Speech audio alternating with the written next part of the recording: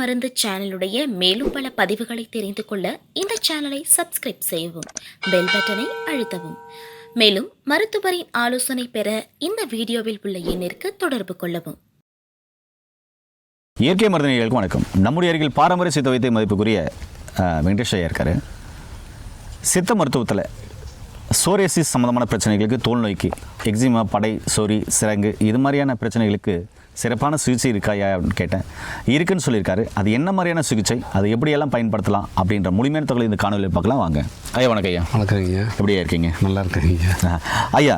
இன்றைக்கி பெரும்பாலும் குழந்தைகள் முதற்கொண்டு பெரியவங்க வரைக்கும் எல்லாருக்குமே பார்த்தோன்னா அந்த தோல் நோய் சோரியாசிஸ் சிவிராக இருக்குது.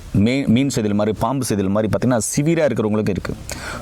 சொரிய அப்படியே அந்த செதில் மாதிரி கீழெல்லாம் விழுந்து வெள்ளையாக கூட்டுறாங்க. அந்தளவுக்கு உடம்பெல்லாம், முதுகெல்லாம், வயிறெல்லாம், தொடையெல்லாம், அதே மாதிரி தலையெல்லாம், காதெல்லாம் இது நிறைய பேருக்கு இருக்குது. சொல்ல முடியாது, எல்லா இடத்துலையும் இருக்கிறதுக்கு நிறைய பேருக்கு இருக்குது. ஒன்று சிவிராக இருக்கிறவங்க இருக்காங்க, அங்கங்கே சோரியாசிஸ் இருக்கிறவங்களும் இருக்காங்க.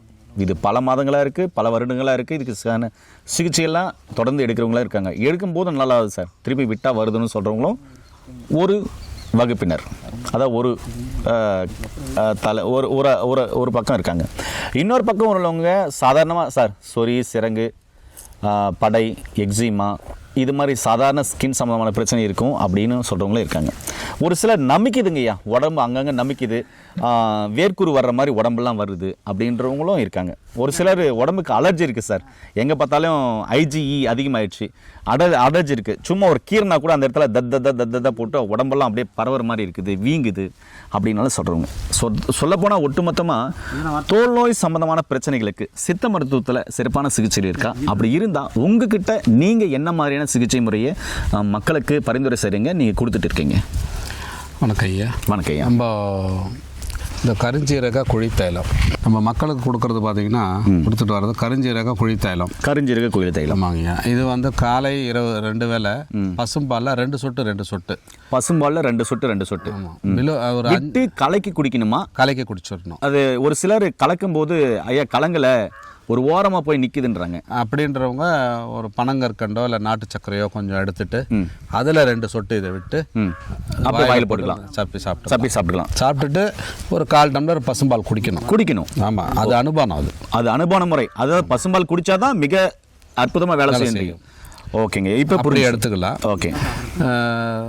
மேலுக்கு நம்ம நிறைய பேருக்கு அந்த அரிப்பு, ஊறல்லாம் இருக்கும். மேலுக்கு சோப்பு போட்டு குளிக்கிறதுனால, ஷாம்பு போட்டு குளிக்கிறதுனால அந்த ஊறல் நமைச்சல்லாம் இருக்கும்.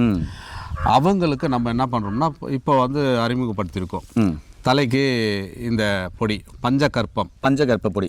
இது ஷாம்பு, சோப்புக்கு பதில் தலைக்கு போட்டு குளிக்கிறது. ஆமாம், இது வந்து நம்ம தேவையான அளவுக்கு. ஆனால் இது வந்து தினந்தோறும் பயன்படுத்தக்கூடாது. வாரத்துக்கு ஒரு முறை, வாரத்துக்கு ஒரு நாள் மட்டும். ஆமாம், வாரத்துக்கு ஒரு முறை தேவையான அளவு எடுத்து பசும்பாலோட கலந்து ஒரு 10 நிமிஷம் ஊற வச்சுட்டு சூடு பண்ணணும். கொஞ்சம் வெதுன்னு சூடு பண்ணிவிட்டு தலைக்கு எடுத்து தேய்ச்சிட்டு ஒரு 1/2 மணி நேரத்துக்கு 1 மணி நேரம் வரைக்கும் ஊற வச்சுட்டு அதுக்கப்புறமா குளிக்கணும். வெந்நீரில் தான் குளிக்கணும். அசைவ உணவெல்லாம் சுத்தமாக விட்டுடணும். குறிப்பாக வந்து அதிகமான புரதச்சத்து உள்ள உணவுகள், அப்புறம் கடல், அதாவது சீ ஃபுட்டுன்னுவாங்கள்ல, கடலில் கிடைக்கிற உணவுகள், கடல் சார்ந்த உணவுகள், அது எல்லாம் விடணும். கரப்பான் பொருள்னு சொல்லுவோம். அதெல்லாம் அவாய்ட் பண்ணிவிட்டு உள்ளுக்கு உணவு முறையில் பத்தியம் இருந்துக்கிட்டு இந்த குழித்தைலத்தையும் இதையும் எடுத்துகிட்டு வந்தாங்கன்னா கண்டிப்பாக அவங்களுக்கு படிப்படியாக அந்த குணமாகிறத கண்ணால் பார்க்கலாம்.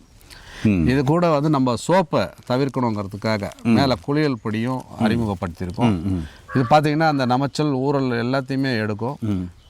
ஸ்கின் டிசீஸ்க்கு இது அதாவது தோல்வியாதி உள்ளவங்க இது வந்து ஒரு 4 ஸ்பூன் எடுக்கிறாங்கன்னா இது வந்து ஒரு 1/2 ஸ்பூன் இதை சேர்த்துக்கலாம். இது கூட இது மேலுக்கு குளியல் பொடியாகவும் யூஸ் பண்ணலாம்.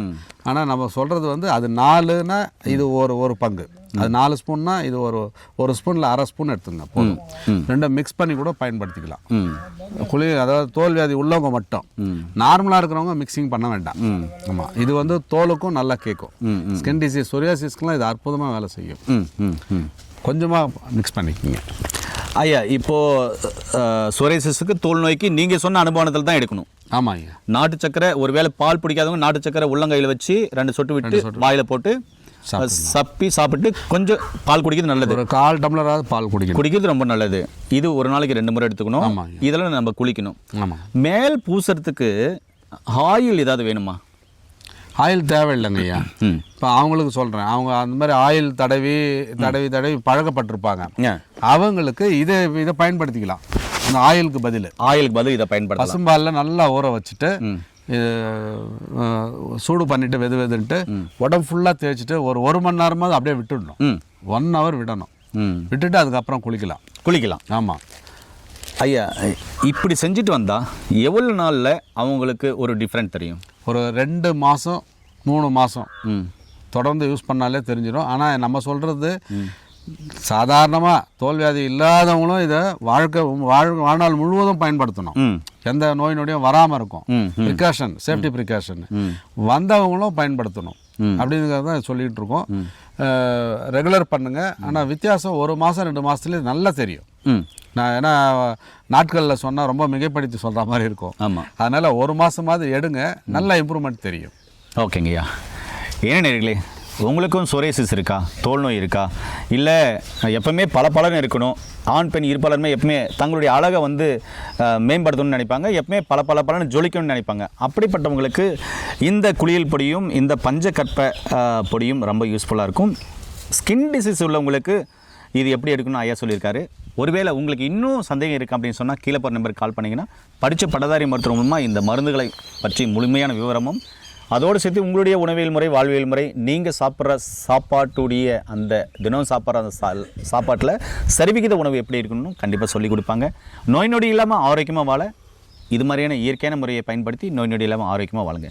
மீண்டும் இன்னொரு அருமையான பதிவு சந்திக்கலாம். நன்றி, வணக்கம். வணக்கம் ஐயா. வணக்கம்.